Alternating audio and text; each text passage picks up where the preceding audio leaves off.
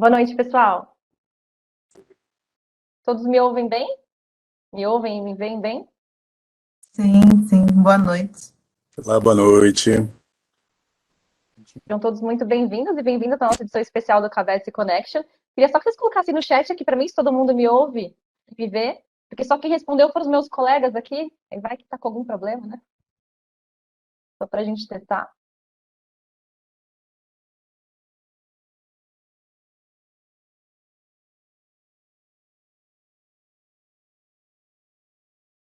Tem gente que não tá vendo, mas o restante está conseguindo enxergar? Áudio ok e vídeo.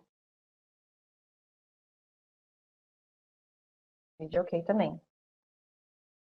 Então, beleza, podemos seguir em frente. Pessoal, agradeço a presença de todos aqui no nosso evento, essa edição especial que a gente... Normalmente o KBS Connection é um evento que a gente fala sobre hard skills e soft skills, mas a gente trouxe essa edição especial só para falar do livro O Guia Prático do Compliance. Quem aqui já conhecia a KBS ou KPMG Business School? Me coloquem no chat aqui, quem já conhecia, já fez algum curso ou se interessou por algum curso aqui nosso.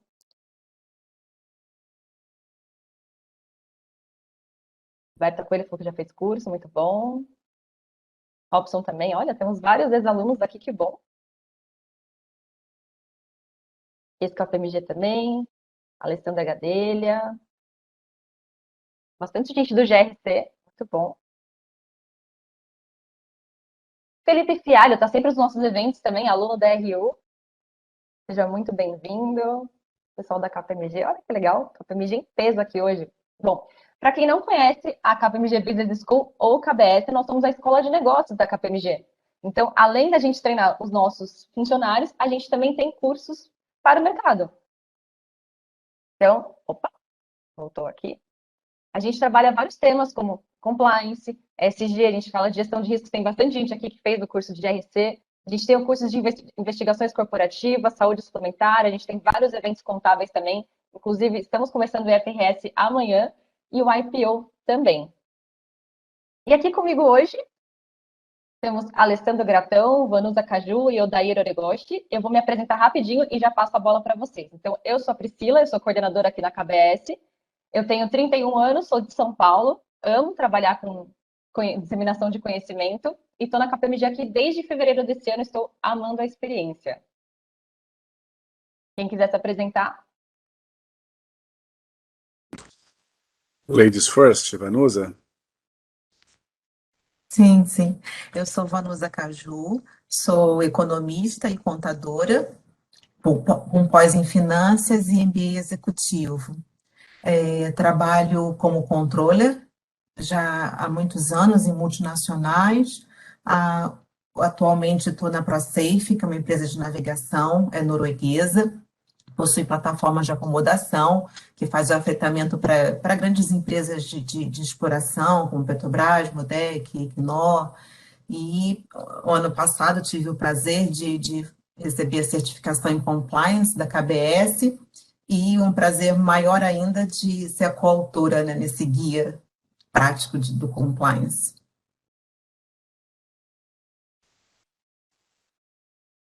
Meu amigo Odair, se quiser se apresentar, Odair.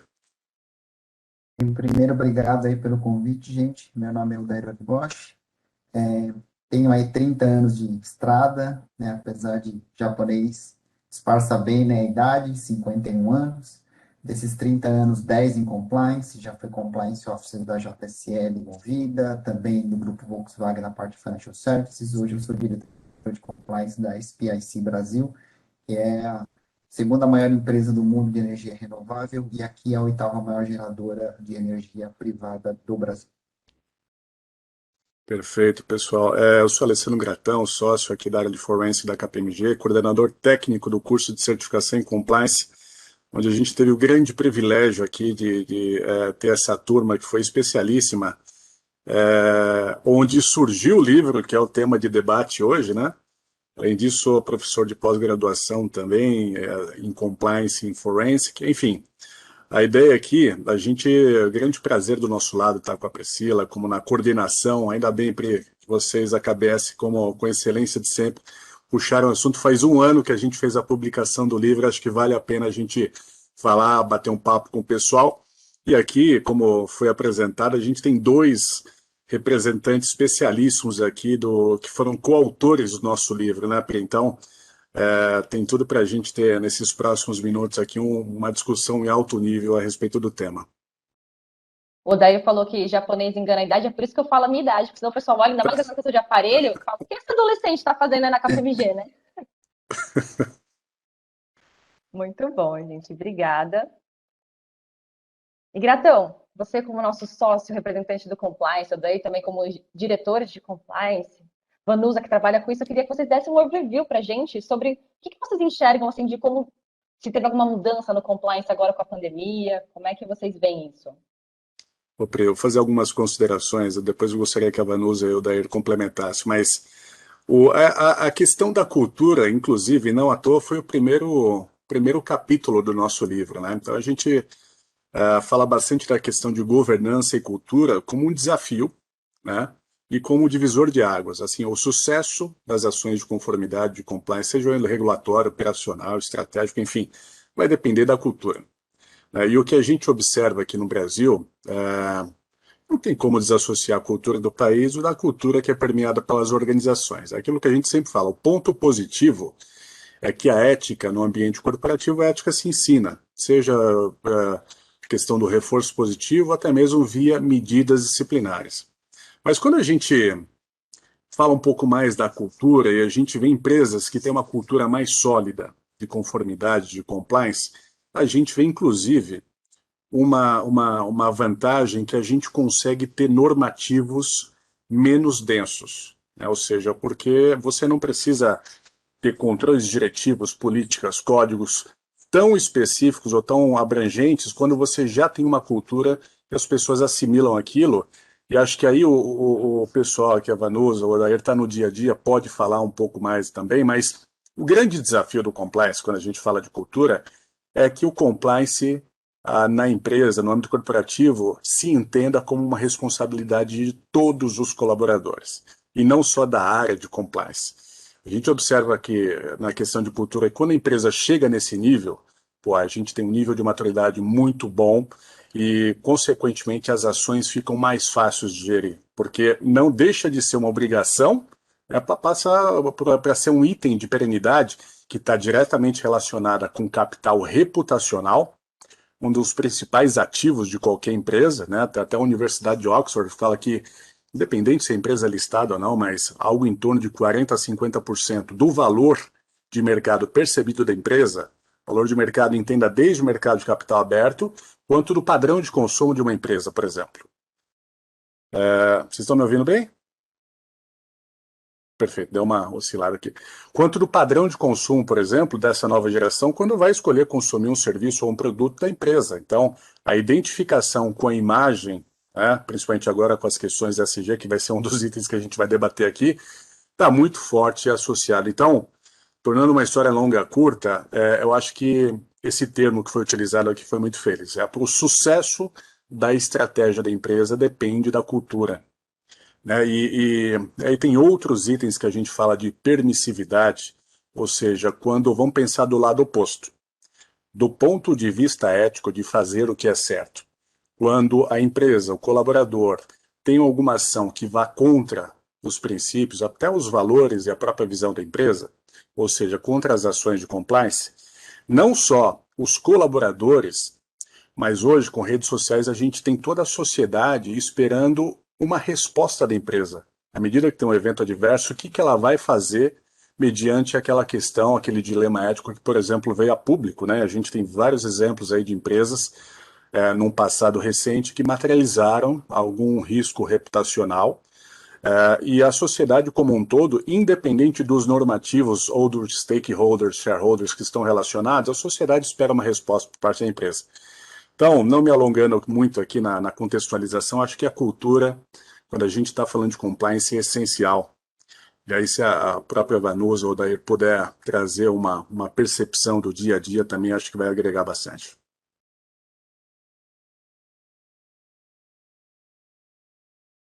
Já dizia Peter Drucker, né, Gratão, que a cultura come a estratégia no café da manhã, não é isso? Pois é, pois é. O Gratão falou muito bem essa parte da cultura, né, da corporativa, a divulgação e a mudança de mindset dos colaboradores da empresa. No setor que eu trabalho, de óleo e gás, principalmente na ProSafe, por ser uma estrutura globalizada, o programa de compliance ele é global, né? Então, a cultura, a dificuldade de realmente transmitir essa mensagem e fazer com que os colaboradores realmente assimilem a essa cultura do compliance, também passa pelas diferenças culturais de países, né? De língua. Então, a localização desse programa também é muito importante. Por isso que a gente trabalha muito com os disseminadores dessa cultura, desse programa. No geral, as partes principais do programa são válidas para todos os países e que a ProSafe atua, só que a gente tem sempre que levar em consideração as particularidades de cada região, né, de cada nacionalidade, dos clientes locais. Esse segmento ele é extremamente regulado e muito visado, né? A parte de óleo e gás, principalmente a nossa empresa que lida com estatais, com multinacionais de outras origens, a reputação é extremamente importante, e não só no que diz respeito da ProSafe, em relação ao que ela vai apresentar em termos de integridade, confiabilidade, credibilidade para os nossos clientes e potenciais clientes, os atuais e os potenciais, mas também com fornecedores, né? A importância de ter também no programa de compliance da empresa capítulos bem estruturados e bem pesados no que diz respeito à certificação de fornecedores é importantíssimo, né? Porque o envolvimento da empresa com outros que, de repente, vão estar representando a empresa junto ao cliente, né? Uma subcontratação, uma terceirização de mão de obra, isso é muito importante. A gente está mapeando tudo isso em relação também aos fornecedores. E o que o Gratão falou da cultura e como as pessoas agem, é muito importante também a divulgação de um canal de denúncia, uma transparência no que diz respeito a como o assunto foi tratado, as medidas corretivas que foram adotadas, e até mesmo punição também, porque quem atua de uma forma inadequada em relação à integridade, ao compliance da empresa, tem que receber uma punição, né? A responsabilidade é de todos que atuam na empresa, ou os fornecedores, então a correção, a punição, ela tem que ser exemplar, né? Porque até mesmo a cultura, é muito fácil você disseminar uma má postura. Se você não tiver uma atitude realmente punitiva, isso vai poluir muito todo o trabalho que vai sendo desenvolvendo e disseminar uma cultura adequada e que realmente vai estar em linha com a estratégia da empresa, com a alta gerência, né?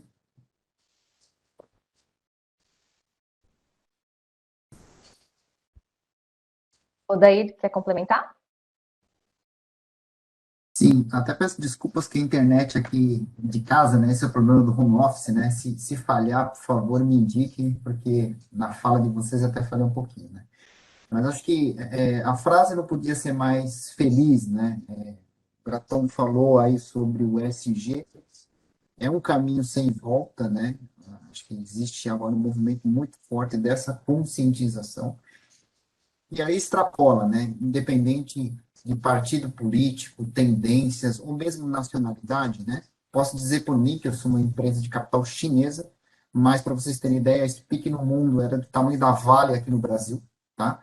E ela é a primeira empresa chinesa a se comprometer com redução de emissão 2025, 2030. Inclusive, a nossa CEO aqui do Brasil, que é uma brasileira, ela estava na COP26 representando a Speak Mundo, e independente do governo, né, nós temos um direcional muito bem claro da nossa responsabilidade, principalmente nessa disseminação da cultura de compliance, tá? Pra você ter ideia também, o mês passado, a nossa CEO, ela se tornou embaixadora do ODS 16 do Pacto Global da ONU aqui no Brasil, ou seja, a cultura de compliance transcende qualquer ideologia, partido político, país, ou seja lá o que for, né? Porque a gente entende que é um pilar fundamental para você sustentar o crescimento, né? Hoje somos o oitavo gerador, temos a ambição aqui de ser um dos três maiores nos próximos 4 anos, estrategicamente falando, e para isso só tem um jeito, né? É o jeito correto de fazer as coisas. Então é fundamental que essa cultura esteja muito enraizada e a gente consiga fazer esse impacto positivo, não só no nosso campo de atuação, mas principalmente em toda a nossa cadeia, principalmente nossa cadeia de valor aí de vendedores. Eu acho que isso é um caminho sem volta, né? Então eu fico muito feliz por estar participando desse movimento de transformação. Quem trabalha na área de forma direta e indireta sabe, né, que o desejo que a gente tem é de conseguir fazer esse papel de construção para influenciar, para deixar uma sociedade melhor aqui para as futuras gerações.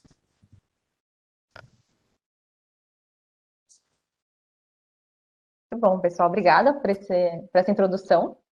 A gente vai fazer esse evento bem em formato de bate-papo mesmo. A gente vai falar um pouco sobre o livro, do conteúdo, vamos falar um pouco mais de compliance. E eu queria deixar muito aberto para todo mundo que estiver assistindo para participar aqui no chat com a gente, mandar pergunta, se quiser compartilhar também, fiquem à vontade.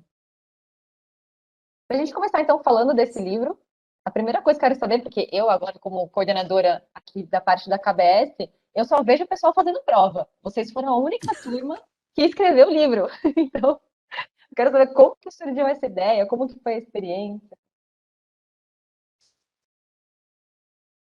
A experiência foi maravilhosa. Eu tive muita sorte de participar dessa turma que teve essa oportunidade, né? Porque, igual você falou, Priscila, a maioria dos cursos e tudo é sempre uma prova, né? Para verificar, né, como é que foi o aprendizado e tudo.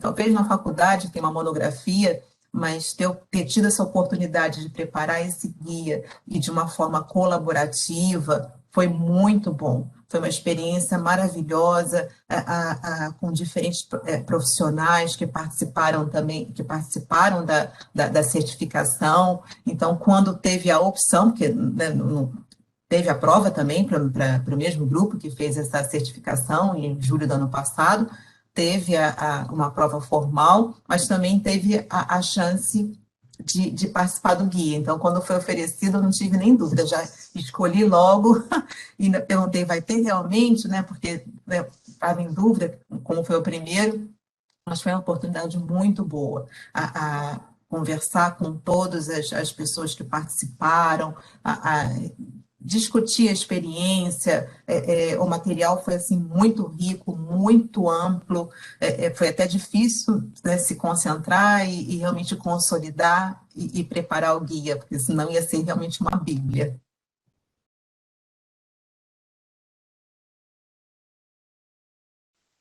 Quer complementar, Odair?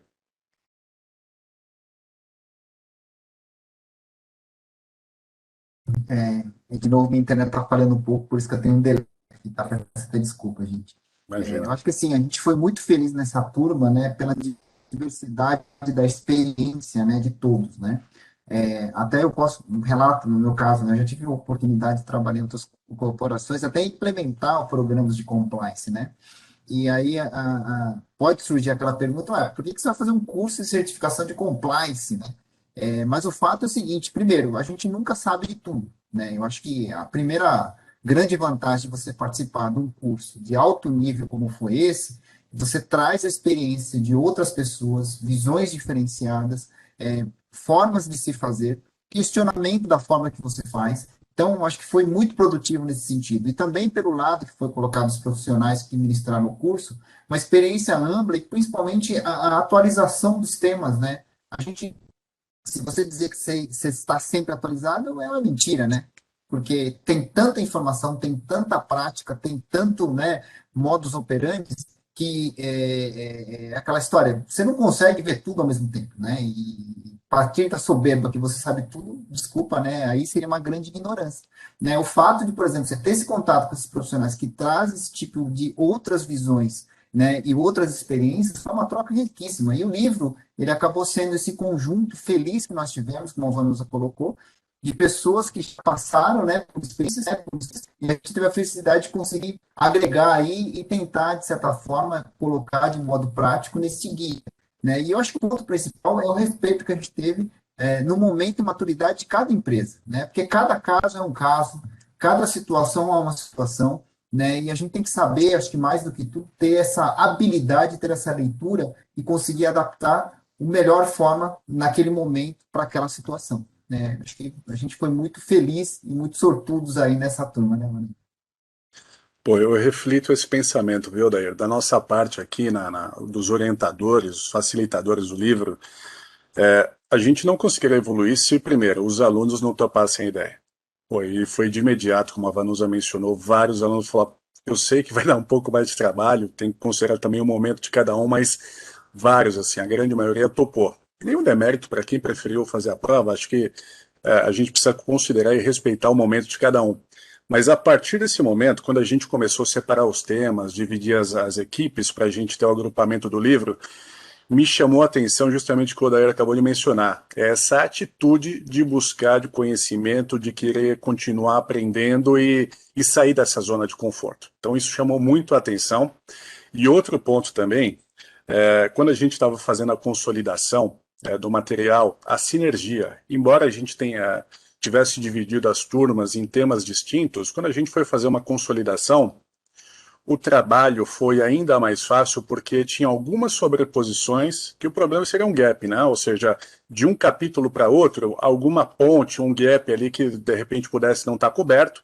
Teve alguns outros, um item, outro que a gente sugeriu um complemento ali, mas chamou bastante atenção a cobertura e o início, meio e fim que foi feito o livro. E um outro ponto importante também, que eu queria destacar, é que foi um livro atemporal, porque se a gente fala de compliance, se a gente fosse apegar especificamente a normas, ali a alguma lei específica, a chance dela estar desatualizada muito rápido era grande. Então, o cuidado que a gente teve aqui também foi fazer um guia prático, justamente nesse contexto. O que você precisa saber para começar, já diminuindo, não buscando ser pretencioso, só isso aqui é o mapa, é o guia de todos os guias. Não, o que a gente precisa saber para começar? Então, a forma, o conteúdo que está delineado, ele foi feito de uma forma atemporal que, inclusive, acomoda regulamentações emergentes, né? Ou seja, como que a gente debate o tema, quando a gente fala de governança, como você mencionou no começo, Pri, não só daquilo que a gente fala na árvore e na floresta, não só no dado específico, mas uma visão global, mais abrangente, falando da vertente de compliance. Então, eu acho que essa consolidação, essa atitude dos alunos, e eu acho que daqui 2, 3, 5 anos, o livro continua vigente, continua atual, justamente porque teve essa visão de falar um pouco mais sobre a estratégia e os pilares fundamentais do que normatizações específicas, embora tenha algumas recomendações e alguns pontos que a gente aborde aqui também. Sim, com certeza. Uma coisa que eu achei muito legal, eu como pessoa que não era da área de compliance, eu li esse livro e achei muito a linguagem super simples. Eu gostei que ele foi construído, cada capítulo é um pilar de compliance. E vocês, como profissionais de compliance, trabalham há tanto tempo, tinha algum desses pilares que vocês falaram, nossa, nunca nem tinha olhado para isso? Ou não, já fazia parte do dia a dia mesmo?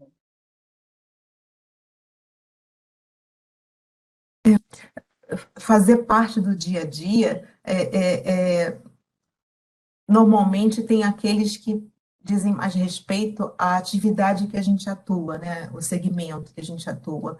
Por isso que o grupo, sendo um grupo tão diverso em termos de diferentes segmentos, diferentes níveis de envolvimento no assunto e de experiência, por isso que foi tão rico, né? Porque alguns questionamentos mais básicos, outras respostas mais complexas, então nisso auxiliou bastante. Assuntos que eu não lidava no dia a dia, mas que outras pessoas levantavam, começavam a discutir um pouco mais, e foi o que o Odair falou, é sempre um aprendizado, né? Por mais que não tenho tantos anos de experiência em compliance igual o Odair, mas a gente tem sempre muita coisa a aprender, né? Até mesmo experiência de outras pessoas e atualizações de legislação, de normas, de regulamentos, mas principalmente a experiência. que esse guia, né, ao preparar esse guia, realmente a gente teve essa oportunidade de escutar diferentes experiências regionais, de segmentos, de níveis de profissionais, de conhecimento. Isso foi muito importante. Porque aqui, né, a gente não tem, né, parte boa, né? Não existe uma fórmula de bolo, né? Parte ruim, não existe uma fórmula de bolo, né? A gente sabe que framework e guidelines, você tem aí, você baixa na internet e a rodo, né? A própria lei, decreto-lei, se você pegar lá os pilares, é só seguir, né? Mas não é tão simples assim. A gente sabe que, acho que mais do que nunca, né, a dificuldade que todo mundo tem aí, onde o calo aperta, né, de você entender o momento da empresa, aquilo que realmente é mais aderente, como fazer um mapeamento de riscos, né, e principalmente o que utilizar como ferramenta, por exemplo, uma gestão estruturada de terceiros e fornecedores, esses pontos são pontos que causam, né, suadeira em todo mundo, né? Então, acho que isso foi muito rico, porque você traz essa troca de experiências e, de novo, não existe fórmula mágica. Você vai ter que ter essa habilidade de você conhecer o seu negócio, fazer esse mapeamento de riscos e, mais do que nunca, ter essa habilidade de adaptar aquilo que você tem em mãos e utilizar as ferramentas disponíveis no mercado, né? Eu acho que isso é atemporal, como disse, né, como foi dito aqui, né? E isso foi muito válido, essa discussão, né? Foi muito proveitosa para todos. Eu acho que tem um desafio também, porque às vezes a gente tem um entendimento, mas quando a gente vai colocar no papel, a gente precisa se colocar na posição de quem está lendo para ver se o conteúdo vai ser absorvido daquela forma, porque tem uma diferença. Isso é uma arte, né? A forma de colocar, de escrever, para justamente quem tiver ali, de repente, uma familiaridade, uma experiência maior, ter o mesmo entendimento daquela pessoa que nunca teve contato. Então, eu acho que nisso os alunos tiveram um cuidado muito grande, não só quando eles falaram de compliance, mas quando falaram do alinhamento com as outras linhas, por exemplo, né, que o compliance no dia a dia se relaciona, como própria auditoria interna, né? A gente tem uma seção que a gente menciona a fonte diretamente do IIA, falando do posicionamento das linhas, como que cada um quais são os papéis, o que é sugerido como prática líder. Então, eu acho que essa sinergia, essa montagem do quebra-cabeça, acho que os alunos fizeram com cuidado muito primoroso. Então, o Odair falou isso de você entender o momento, né, de cada empresa. Gratão, como que você percebe assim, o nível de maturidade do compliance nas empresas no Brasil? Olha, no começo a Vanusa falou de um termo que eu achei muito interessante. Ela falou de, primeiro, o relacionamento com terceiros, né? A gente tem cada vez mais maduro no Brasil que as empresas nas últimas 2 décadas elas se organizaram. O compliance deixou de ser aquele luxo, né? Ou seja, pô, a minha empresa é pequena, o porte, a região que eu estou aqui não comporta. Todo mundo entendeu que o compliance está relacionado à perenidade. Então, de certa forma, o compliance evoluiu bastante no contexto recente. E aí, quando a gente começa a se organizar nas questões de regulatórias, questões de compliance, conformidade, a gente vê que aquelas pessoas ou empresas que estão no nosso dia a dia, que estão na nossa cadeia e se relacionam em algum momento, representam o nome da nossa empresa, pô, precisa ter o mesmo crivo, né? Ela mencionou a questão de certificações, eu acho que isso é uma tendência, né? Quando a gente fala, por exemplo, de LGPD, quando a gente fala do próprio SG, que foi mencionado aqui pelo Odair, eu acho que a gente tem debatido com uma maturidade maior as questões de compliance, mas eu até para ter uma isonomia, para você conseguir ter uma consistência maior, o relacionamento com terceiros é fundamental, e hoje existem diversas plataformas aqui que acomodam esse tema de como a empresa se relaciona e gere os riscos dos terceiros, mas o outro ponto também que eu acho que é uma tendência são as certificações específicas. Então a gente tinha 37.001, que é anti-suborno, agora tem a 37.301, que é uma aderência a alguma regulamentação que a própria empresa pode delinear. E aí depois a gente vai ter SG, a gente vai ter LGPD. Eu acho que na próxima década, nos próximos anos, aí acho que a década hoje em dia, na velocidade que a gente está, é muita coisa a gente falar em década, mas nos próximos anos, o range de certificação Proética, que não é uma certificação, o reconhecimento foi um sucesso, a gente vê cada vez mais quantidade de empresas olhando para essa vertente. Então, pegando um gancho no que a Vanusa mencionou, eu traria um ponto de atenção aqui para justamente as questões da gestão dos riscos de terceiros e o processo de certificação que nós, como empresas, precisamos passar para prestar informações para stakeholders, para terceiros, e o caminho inverso é verdadeiro. O que você acha, Vanusa, na linha do que você tinha mencionado inicialmente?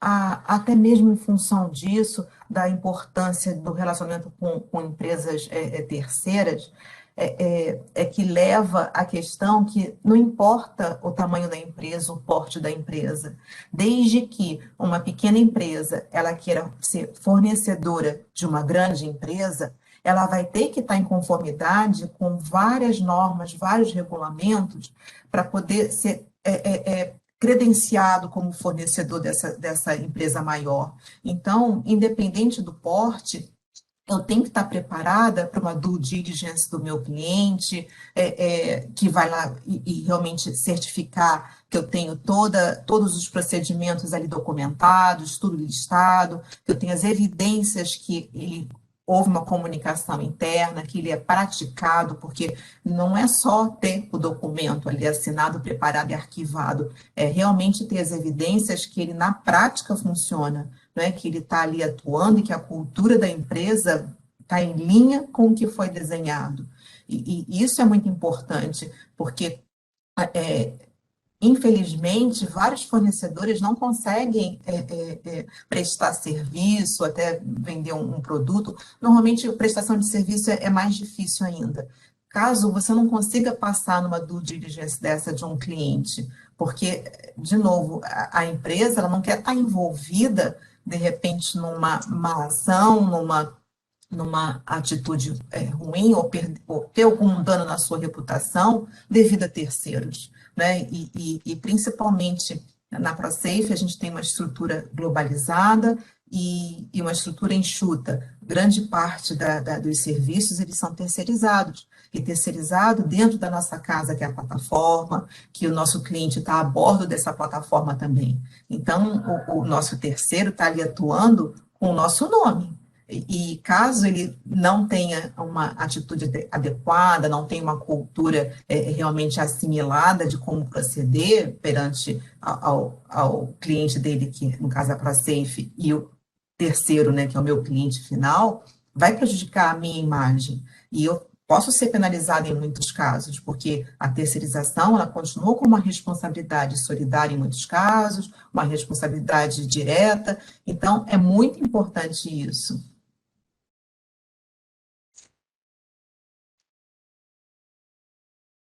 É porque o E aí, nome que até vai um para a mídia é o complemento, da né? ProSafe, né? No caso. Desculpa, Dair. Desculpa, não, era só até um complemento, até que a gente estava discutindo no início, né? Quando a gente está falando muito agora nessa questão do ESG, né?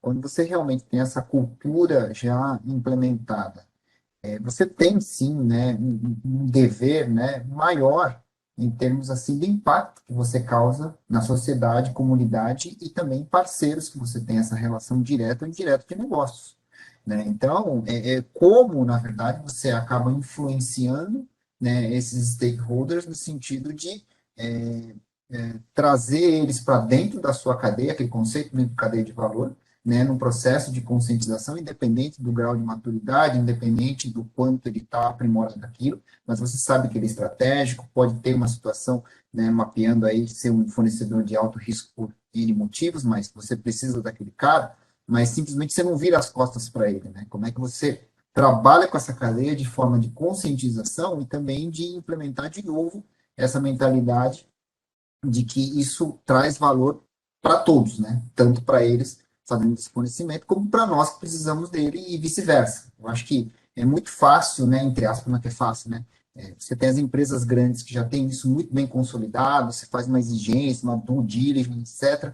Mas a gente sabe que você tem os fornecedores pequenos e médios, e o Brasil, principalmente, né, é extremamente pulverizado, a economia, a base dela é muito em empresas familiares, pequenas, que dependem disso. Então, nós temos o papel fundamental de influenciar nessa disseminação da cultura de forma muito mais ampla, né? Trabalhar de verdade com a nossa cadeia.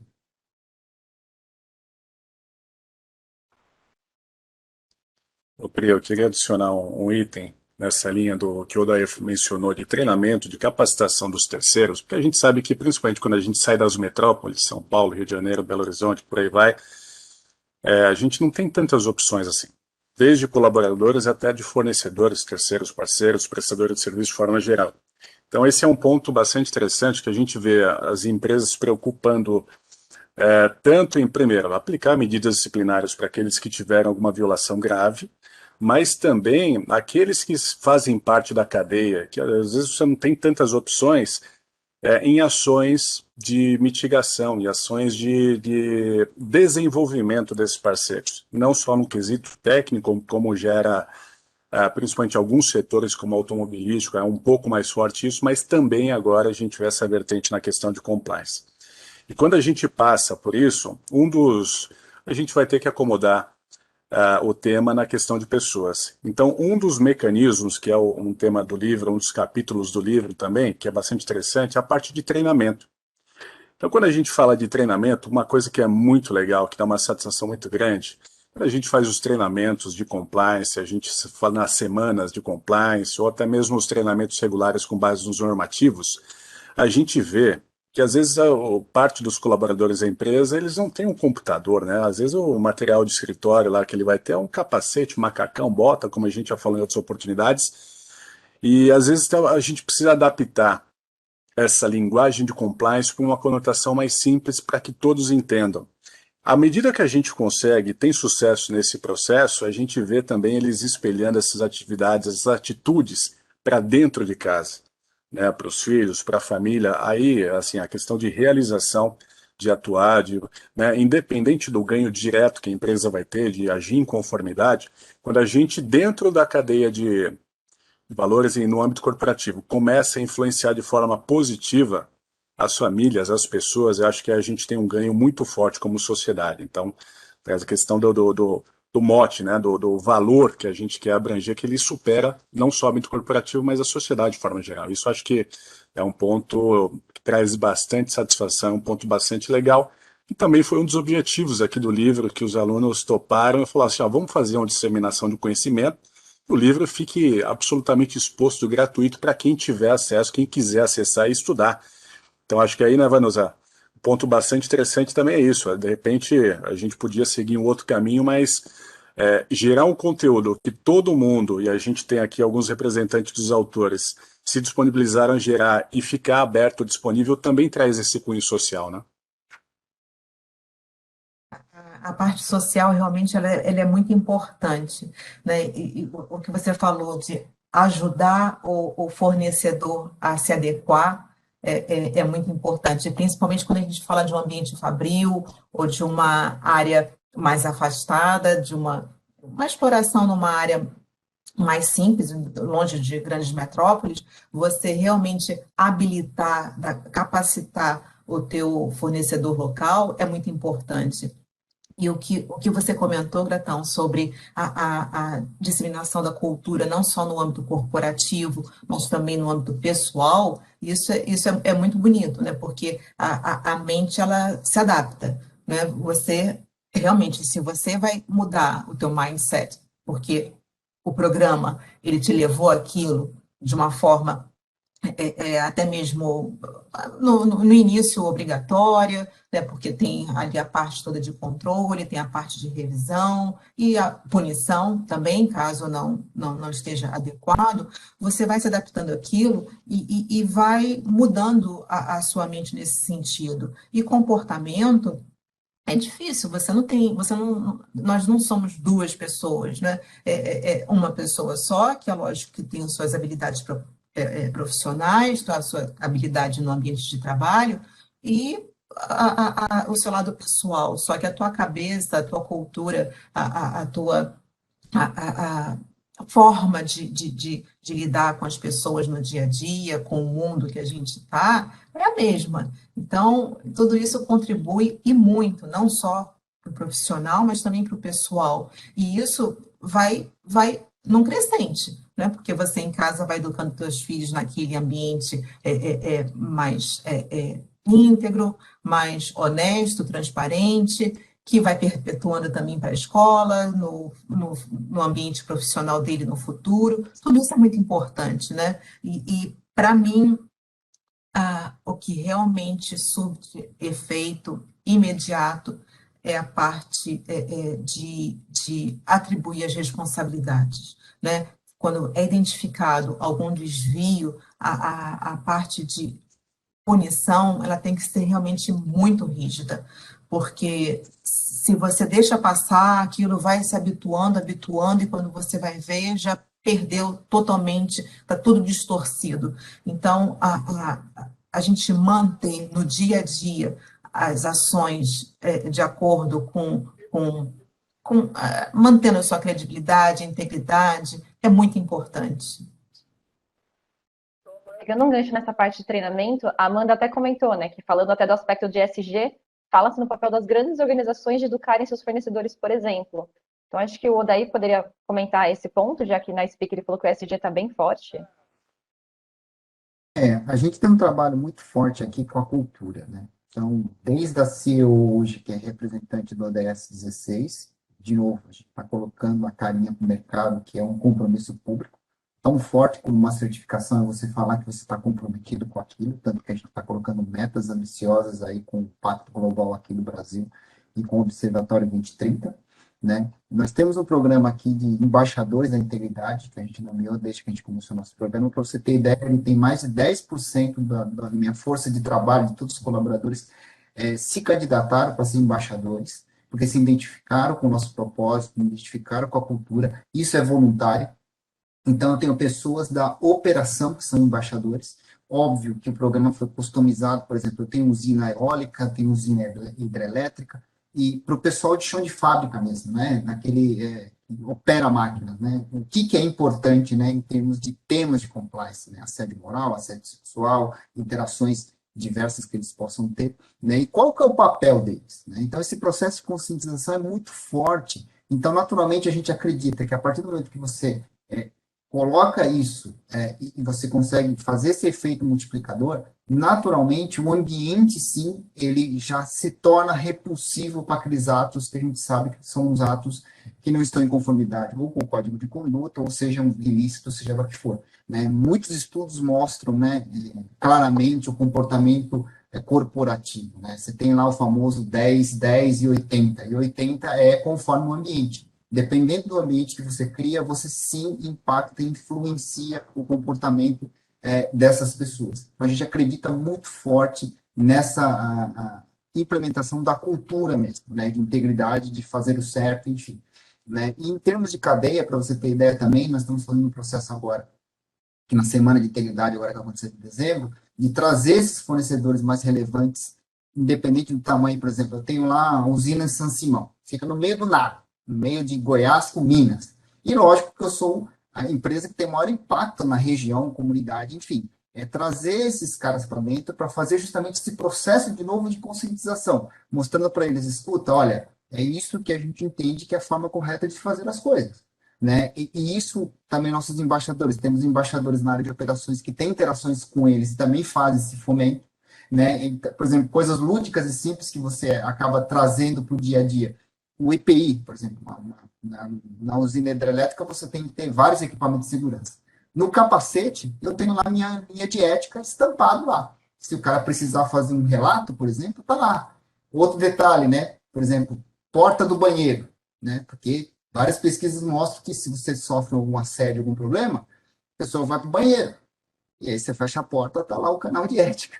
Né? Ou seja, você vai achando formas de você permear por toda a organização, independente da formação cultural, social ou a parte operacional mesmo. Né? E, de novo, o programa pertence a todos, como o Gratão falou. Numa época que você tem um compliance officer, resolveu o problema. Não, é uma responsabilidade de todas. A gente tem que ter essa consciência, a capacidade de fazer esse fomento e todo mundo saber exatamente qual é o seu papel.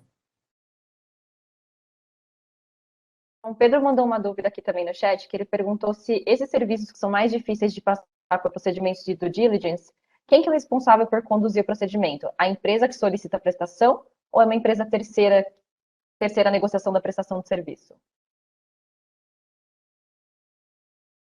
Aqui, pessoal, normalmente quem está tomando o serviço tem seus mecanismos ali de compliance e governança para fazer análise desse terceiro. E o que a gente recomenda aqui é que essa análise não seja feita apenas aquilo que a gente fala no one shot, ou seja, quando eu tenho meu vínculo inicial, vou lá fundamentar um contrato, estabelecer uma parceria, eu faço análise técnica, comercial e a reputacional e depois eu esqueço. Então, esse é o grande problema que a gente fez no Brasil aqui. A sugestão, que aí respondendo objetivamente, é que o tomador, o contratante que vá se relacionar, trazer um terceiro para dentro, internalizar inclusive os riscos que esse terceiro pode trazer, que ele faça due diligence, que ele conduza o procedimento e estabeleça isso em bases periódicas. A gente recomenda no mínimo anualmente, você fazer uma checagem da sua base de terceiros para ver se tem algum apontamento. Porque se a gente pegar, por exemplo, questões financeiras, um grande problema no Brasil são as questões, quando a gente está falando de prestação de serviço, trabalhistas e previdenciárias. Então, o cenário pode mudar de uma forma muito rápida. Então, eu tenho lá um prestador de serviço, que ele tem 10 terceiros prestando serviços exclusivo para a minha empresa.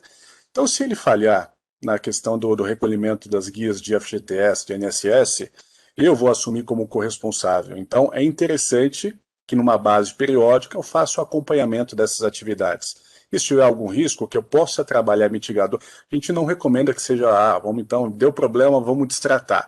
A gente fala muito de mitigadores. Ok, teve lá algum problema com aquele terceiro, a gente estava falando um pouquinho aqui de alguns contextos regionais ali, que não é tão simples assim. Às vezes a gente não tem tantas opções. Por que controles mitigatórios que eu posso implementar para justamente ter essa gestão dos riscos de terceiro de forma eficaz? E aí tem complexidades, em alguns casos um pouco maiores, outras menores, mas a ideia de você ter um monitoramento contínuo dessas informações, seja via plataforma eletrônica, que converse com outros sistemas e aplicações, seria um modus operandi ideal, alinhado com o que é a prática líder. E alguns outros setores, para concluir, a gente sabe que tem uma regulamentação um pouco mais forte, como financeiras, por exemplo, que tem o Know Yours, né, que ele precisa fazer por força regulamentar análise dos colaboradores, dos parceiros, eu coloco fornecedores, prestadores de serviço, inclusive dos clientes.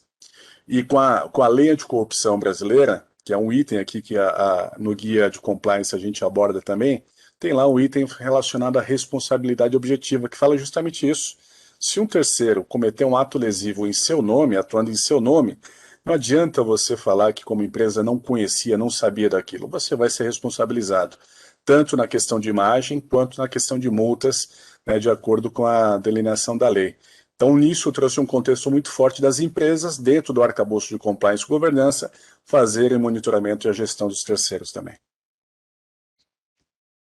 Falando um pouco do E, pilar de... desculpa, Tanuca, pode complementar. Não, eu queria só acrescentar que isso que o Gratão falou, a do diligence, realmente ela tem que ser executada por quem está contratando o serviço, é o ideal, e é lógico que no início ela é bem mais ampla, bem mais completa, a gente pede toda a parte de certificação, toda a parte de certidões também, de certidões negativas de débito com os âmbitos federais, de todos os âmbitos tributários do governo, e principalmente a trabalhista, né? Porque, infelizmente, a principal demanda que a gente tem em relação à prestação de serviço de terceiros é trabalhista. E até mesmo por isso que a due diligence não é só na certificação inicial do fornecedor, mas sim de acompanhamento, né? Mensalmente a gente vai, acompanha, vê se teve todos os recolhimentos dos impostos, FGTS, INSS, como que foi a questão de parâmetros de salário. São documentos que a gente vai arquivando e vai mantendo, porque realmente o risco é bem alto nesse sentido. Isso aí. Bom, antes da gente, já estamos indo para os nossos minutos finais, para a gente ir caminhando aqui para o encerramento. Acho que a pergunta que todos os profissionais que querem migrar para a área de compliance, ou que já são da área de compliance, querem saber, o que tem de tendência futura para o compliance?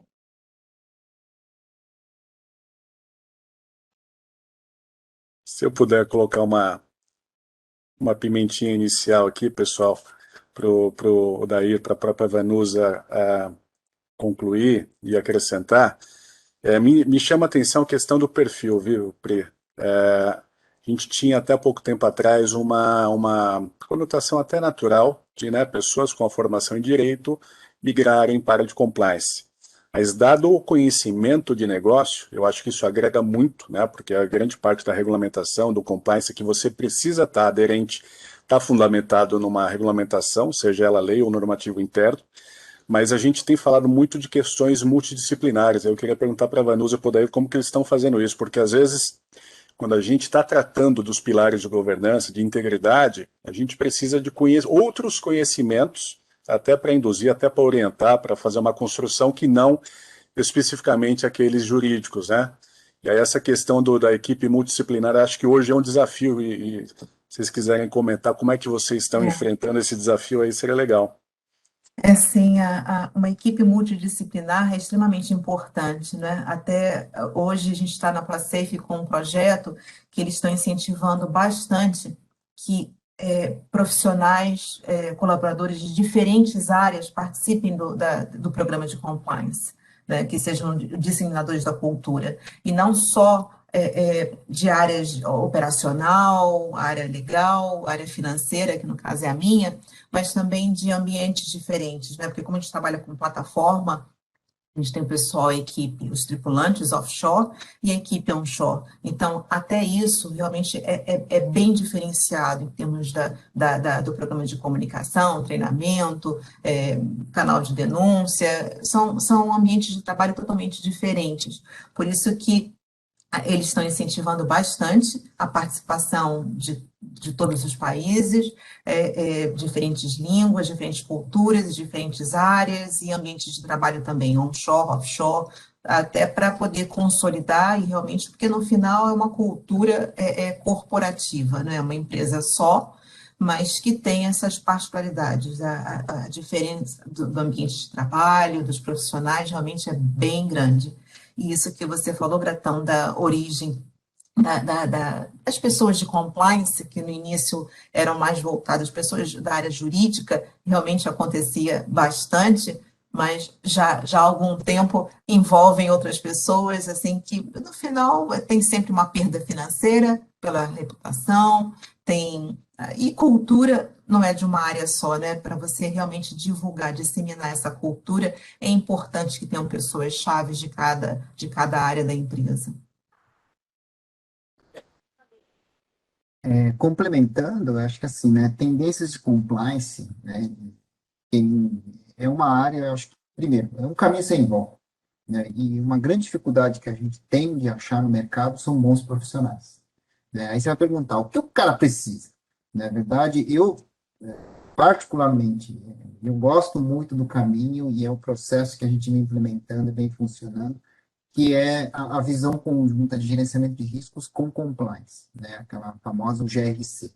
Tá? Até porque, se você pegar a própria regulação norte-americana, ele fala muito, né, da gente fazer um programa de compliance de acordo com os seus riscos de compliance, de integridade. Ou seja, e também é o que está sendo pedido pela Bolsa, enfim, empresas bem estruturadas. Você tem que identificar, assim, onde estão os seus principais riscos, ter a capacidade de customizar o seu programa de compliance para justamente mitigar esses riscos. Então, em termos de profissional, eu acho que a grande dificuldade que a gente tem para encontrar essas pessoas que têm esse conhecimento de processo, uma visão holística, de conhecer como funciona a empresa, onde tem um impacto realmente nesses fatores de risco. Ou seja, essa visão é fundamental. Tanto que eu vejo assim nos pares, enfim, a gente tem uma escassez muito grande desses profissionais que têm essa visão. Vocês da KPMG sabem disso também, né? Que são prestadores de serviços para clientes, e clientes sempre a gente precisa. É impressionante como é difícil, gente, você achar em todos os níveis profissionais que realmente têm essa habilidade e esse conhecimento. E não é só jurídico, né? É mais que o jurídico, não desprezando também os advogados, que eu acho que é fundamental também o conhecimento técnico na parte jurídica, ajuda muito como alicerce, mas esse conhecimento de risco, esse conhecimento de administração, processos, é fundamental para um profissional completo nessa área. E, óbvio, acho que é importante também ter essa habilidade, né, de relacionamento, né, porque o profissional de compliance ele tem que entender processos, entender empresa, mas mais do que nunca ele lida com pessoas, ele lida com comportamento.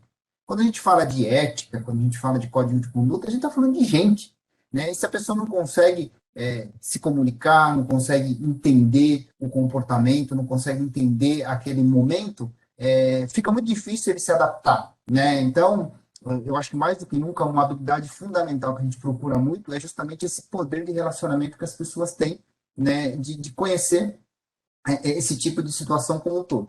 Então, para quem está ouvindo aí, que não fez o curso, enfim, quer se especializar na área, eu diria, olha, um campo enorme e a gente precisa, assim, de profissionais, tem uma carência enorme, viu?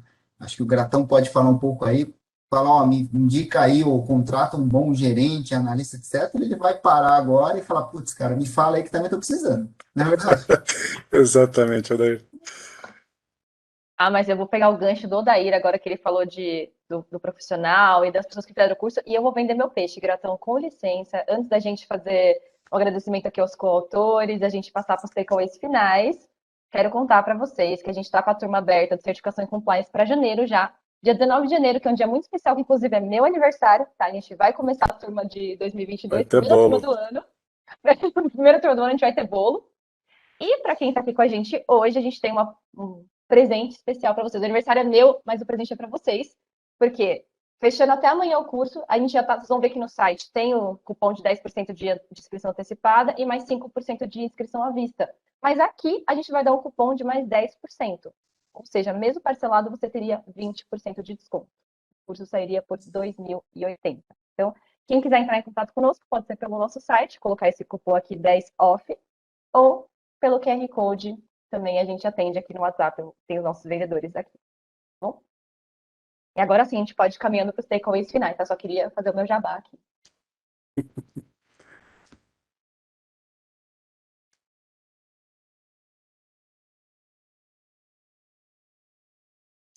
Se puder colocar Ladies naquele first. slide dos autores, Pri. Aqui a gente está em nome de todos, né, Vanusa e Aldair? Se vocês quiserem fazer suas considerações finais aqui, fiquem à vontade. Ah, para mim, só tenho a agradecer, primeiro, pelo curso, que foi maravilhoso. Esse curso de certificação da KPMG é um curso que eu já queria ter feito já há um bom tempo e tive a oportunidade de fazer realmente o ano passado devido à pandemia, né, o home office, nisso ele foi muito bom. Esses cursos digitais ficaram bem mais fáceis da gente acompanhar. Agradecer pela oportunidade de ter sido coautora desse guia colaborativo, foi uma experiência maravilhosa, é uma troca de experiência com os profissionais, os profissionais da KPMG também, do curso, que auxiliaram, né, o Gratão, o Emerson, que auxiliaram a gente preparar o guia, e agradecer pela oportunidade de estar aqui conversando com vocês, conhecer o Odair, conversando com você, Priscila, gratão, realmente uma oportunidade assim muito boa. Só tenho a agradecer. Meu sentimento também é o mesmo, né, de gratidão, né, e eu, assim, os profissionais da área, acho que é chover no molhado, né, a gente é apaixonado pelo que a gente faz, a gente acredita nesse propósito, eu acho que a grande felicidade que a gente tem é conseguir deixar um legado melhor, né, para as futuras gerações, né, eu acho que quem trabalha nesse meio vai se identificar muito com o que eu estou falando, porque a gente acredita nisso de verdade, né, eu acho que a satisfação nossa olha, se nesse público aqui, né? Se a gente conseguiu sensibilizar uma pessoa, já estamos satisfeitos, né? Então, assim, todo o treinamento, toda a interação, toda a exposição, a nossa grande, né, desejo é que a gente consiga contribuir, mesmo que seja pouquinho, e cada com certeza que a gente vai ter uma sociedade, uma geração melhor. Né? Agradeço a todos e desejo aí muita saúde para todo mundo. Excelente, Odair. Aqui em nome dos demais orientadores, aqui a Carolina Paulino, o Emerson Mello, Marcelo Lira, Rafael Soré, Renata Santana e Sheila Valdevino, quero agradecer demais vocês pela oportunidade, principalmente Vanusa, Odair, por aceitar nosso convite, estar representando aqui os coautores, dar os parabéns para todos pela iniciativa, que fazendo o ano, acho que a gente tinha que celebrar isso, e acho que o Odair tocou numa palavra que acho que justamente move a todos aqui, que é a questão do propósito. Então, além do conteúdo, além de todo o trabalho, acho que quando a gente consegue alcançar e contribuir com a sociedade de outras formas, seja uma pessoa que quer ingressar, consegue acessar esse livro, seja uma empresa que não sabe por onde começar, vai pegar o livro e as orientações e poder seguir, acho que a gente consegue fazer um ganha-ganha nas atividades que a gente tem como um todo. Então, sem me estender muito, queria só agradecer, em nome dos coautores aqui, dar os parabéns para todos os alunos, e em especial aqui para os nossos convidados, a Vanusa e o Odair. Muito obrigado. Bel, com palavras finais, só queria agradecer também por terem aceitado nosso convite. Gratão, Vanusa, Odair, muito, muito, muito obrigada. Acho que foi ótimo. Aprendi muito também agora. Todo evento que eu faço, eu aprendo muito. Já sou uma apaixonada por compliance também, apesar de ser da área de treinamento. E é isso, pessoal. Agradeço a todo mundo que participou. Espero que vocês tenham gostado do nosso evento. Sigam a KBS nas redes sociais. A gente sempre compartilha conteúdo por lá. E qualquer dúvida, a gente está à disposição. Tá ótimo. Eu que agradeço. Muito obrigada a todos. Boa noite. Boa Obrigado, noite. Até gente. mais, pessoal. Fiquem bem. Boa noite.